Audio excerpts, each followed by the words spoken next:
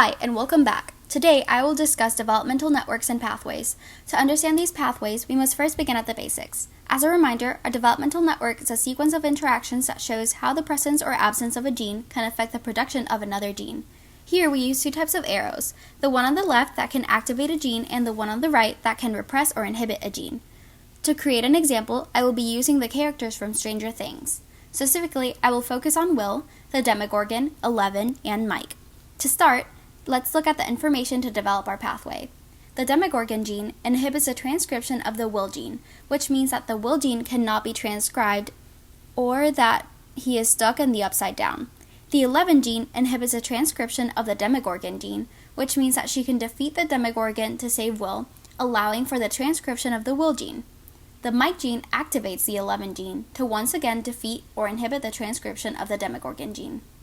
Therefore, we can conclude that if the Demogorgon gene is present, the Will gene is not transcribed, but if the Demogorgon gene is not present, then the Will gene is transcribed. That means that our pathway will look like this. Mike activates 11, who inhibits the Demogorgon, who inhibits Will. Now, let's see what would happen if we had single mutants. First, if Mike is removed from the pathway, 11 would not be activated, therefore not being able to defeat or inhibit the Demogorgon. This means that she would not be able to save Will, and he would be stuck in the upside down, as the gene would not be transcribed and translated. Now, if the Demogorgon is removed from the pathway, then Will would not be inhibited, meaning that he would be saved and able to escape the upside down, as the gene would be transcribed and translated.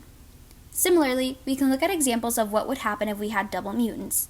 First, if both Mike and 11 are removed from the pathway, there would be no one to defeat or inhibit the Demogorgon, meaning that Will would still be stuck in the upside down, as the gene would not be transcribed and translated. This would have similar effects as to just removing Mike. Finally, if both 11 and the Demogorgon are removed, it would have similar effects to just removing the Demogorgon, because if there is nothing to inhibit Will, then he would just be able to escape the upside down, as the gene would be transcribed and translated.